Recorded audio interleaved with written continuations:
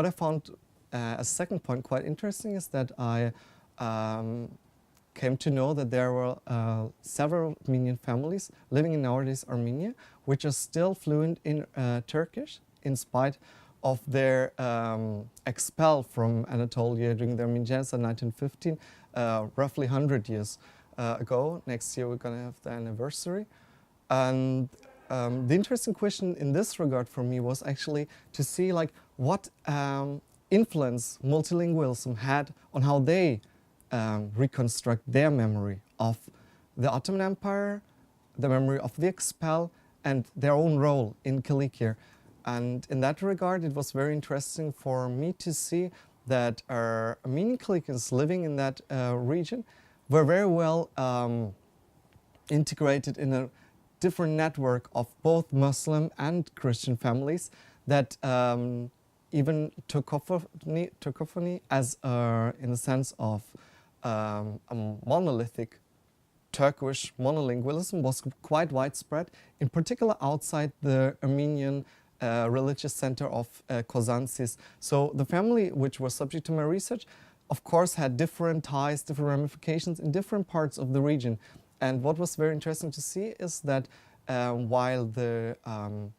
urban environment of Sis, or nowadays Kozan, was dominated by Armenians, which were at least multilingual, Armenian and Turkish. We see that in mainly of the agriculture of the rural areas, Turkish, or to a less extent Kurdish, emerged as the, we can say, lingua franca, as the most widespread language used by these Armenians, which also shows that our current categories of Armenian-speaking Orthodox Armenians, Christians, and Turkish-speaking Muslims is actually insufficient to understand the very outset of the violent events that culminated in what is known as the Armenian genocide. So the interesting thing in that regard is to see that how far we have to remodel our understanding of history under consideration of the multilingual outset of Anatolia at that time, and in particular the region of Cilicia, in order to understand really how disruptive and how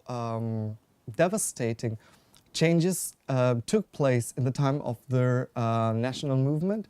and how actually the very event of violence created the identities of the Turk and the Armenian as we know it today. So I think that was one of the main focal point in my work, to see how violence creates the national identities we are now facing.